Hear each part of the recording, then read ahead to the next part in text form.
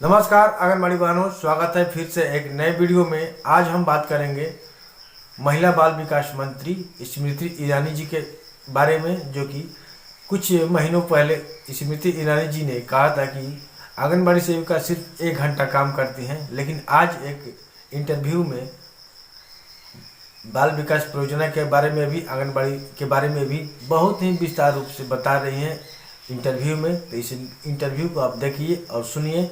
लेकिन बहुत सारी आंगनबाड़ी सेविका और सहायिका जो इन पर नाराज चल रही थी, क्योंकि अपने ही विभाग के टाइम टेबल इनको नहीं मालूम है, तो इनको मंत्री कौन बना दिया है। लेकिन आज आंगनबाड़ी के लिए विस्तार रूप से इंटरव्यू दे रही हैं, तो इस इंटरव्यू को आपको देखना चाहिए और इस वीडियो से लाभ उठाना चाहिए। चलिए देर न करते हुए वीडियो को स्टार्ट करते हैं। और स्टार्ट करने से पहले आपसे हमेशा रिक्वेस्ट होती है, अगर आप मेरे चैनल पर पहली बार आई हैं तो मेरे चैनल को लाइक कीजिए, सब्सक्राइब कीजिए, बेल आइकन की घंटी को क्लिक कीजिए, ताकि आपको वीडियो सबसे पहले देखने को मिले। चलिए वीडियो को करते हैं शुरू।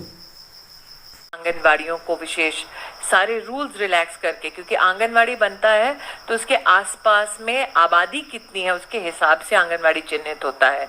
आदिवासी अंचल में आबादी शायद उतनी ज़्यादा ना हो, फिर भी प्रधानमंत्री जी ने कहा कि यहाँ पर सोशल इंफ्रास्ट्रक्चर की, आंगनवाड़ी, स्कूल की, सड़क की ज़रूरत है, तो आप रूल्स रिलैक्स कीजिए, उनके लिए विशेष बनवाइए। साथ ही मुझे लगता है सक्षम आंगनवाड़ी की जो कल्पना है वो साधारण आंगनवाड़ी नहीं है। भारत नेट से जुड़ा हुआ वो आंगनवाड़ी का स्पेस है। ऑडियो विजुअल लर्निंग वहाँ पर डिवाइसेस या फिर एंगेजमेंट्स और प्रोटोकॉल्स उपलब्ध हैं। रेन वाटर हार्वेस्टिंग की पूरी व्यवस्था उपलब्ध है। और आज के दशक में अगर हम कहें कि आंगनवाड़ी को सिंपली एक छोटा सा कमरा है, वो आंगनवाड़ी दीदी है, वैसी कल्पना प्रधानमंत्री की नहीं थी। उन्होंने कहा हर आंगनवाड़ी बहन के पास एक स्मार्टफोन हो और स्मार्टफोन में एनालिटिक्स के साथ उनके पास एक ऐप हो, डिवाइस इनेबल्ड हो, कि वो हर एक बेनिफिशियरी तक, लाभार्थी तक रिकॉर्ड सहित पहुंच सके। मैम, कुछ स्टेटिस्टिक्स की बात करते हैं और ये इशू आपके दिल के बहुत करीब है, इसलिए अहम होगा।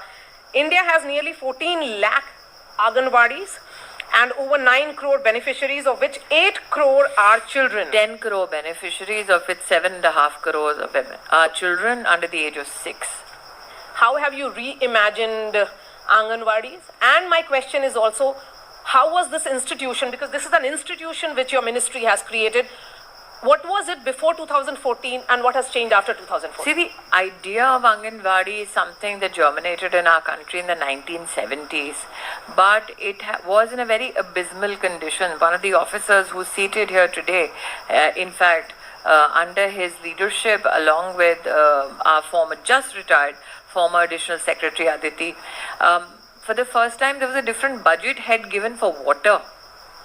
Can you imagine something that came into Indian politics and Indian bureaucracy in the 1970s, for the first time had a distinct budget line for water after Modi became Prime Minister. We wanted people to recognize that children have to be measured. आप बोलते हैं बच्चे को healthy बनाना है, लेकिन मानक क्या है, बेंचमार्क क्या है, कैसे पता चलेगा? तो मंत्रालय हमारा और स्वास्थ्य मंत्रालय दोनों के बीच में समन्वय ही नहीं था मोदी जी के प्रधानमंत्री बनने से पहले, कि किसके स्टैंडर्ड के आधार पर बच्चे के आप हेल्थ डिसाइड करेंगे। WHO के स्टैंडर्ड को लेकर हमने दोनों मंत्रालय के समन्वय से स्टैंडर्डाइज्ड एक प्रोसेस और प्रोसीजर आंगनवाड़ी की बहनों को, आशा वर्कर्स को दिया। नरेंद्र मोदी ने कहा कि अगर हम चाहते हैं कि महिला की मृत्यु दर कम हो बच्चे के जन्म देते वक्त, तो महिला क्यों नहीं जाती है डॉक्टर के पास, कि उस एक दिन में अगर उसको वैक्सीन लगाना है या डॉक्टर का चेकअप करना है, मजदूरी का पैसा कम पड़ जाता है।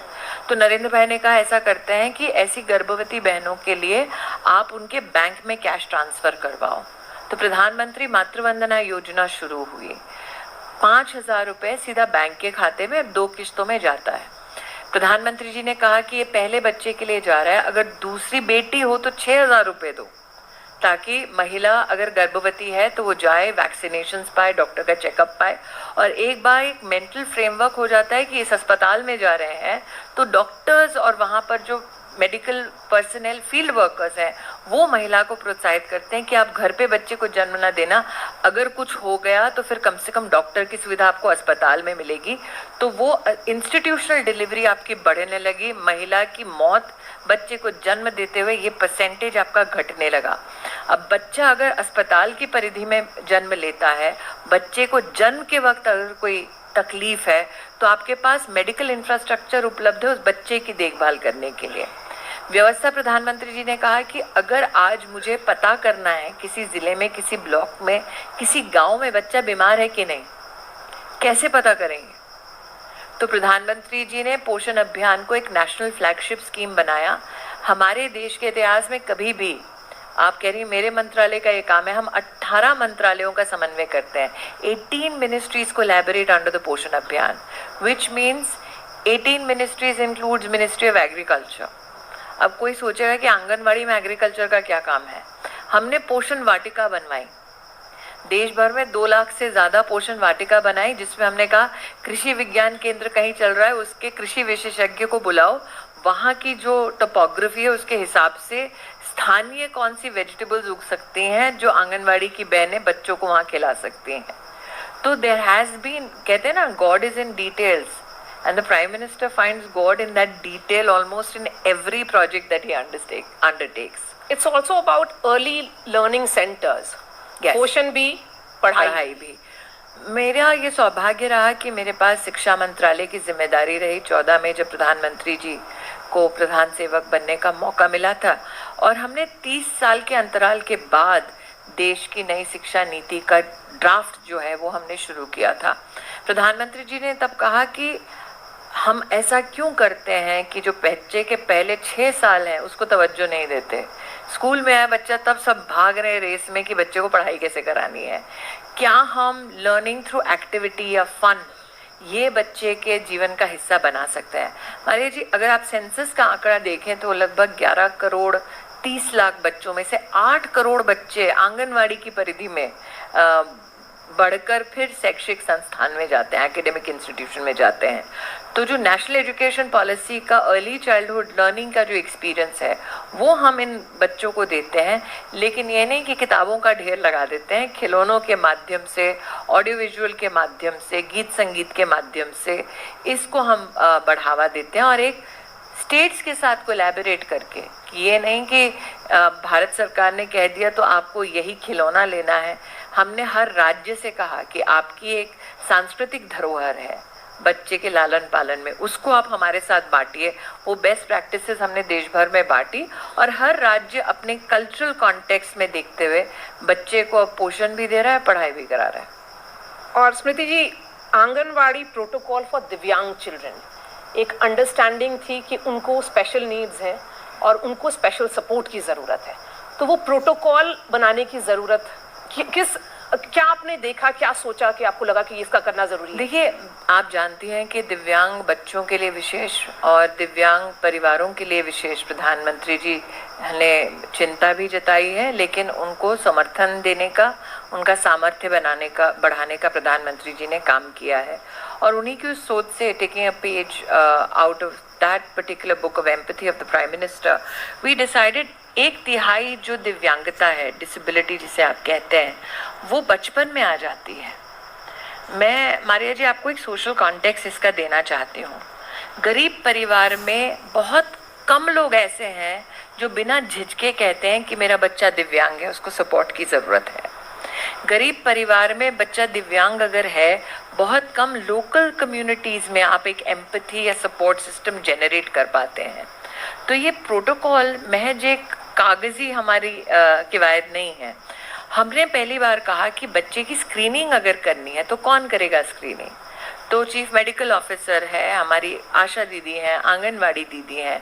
जब लोकल आंगनवाड़ी में स्क्रीनिंग की सुविधा और वो सपोर्ट सिस्टम शुरू हो जाता है तो वो मात्र बच्चे की दिव्यांगता आप चिन्हित कर रहे हैं वो नहीं है, एक सोशल एक्सेप्टेंस बन जाती है लोकल कम्युनिटी में कि इस बच्चे को मदद की ज़रूरत है और इस बच्चे के परिवार को सहयोग की ज़रूरत है, कि स्टिग्मेटाइजेशन जो होता है उसको हटाने का हमारा प्रयास है। और साथ ही बच्चे के बारे में अगर एक बार आपको पता चला कि उसको स्पेशल क्या सपोर्ट चाहिए, तो आप क्या पढ़ाना चाहेंगे उस बच्चे को, क्या आपके तंत्र यंत्र क्या अलग होंगे?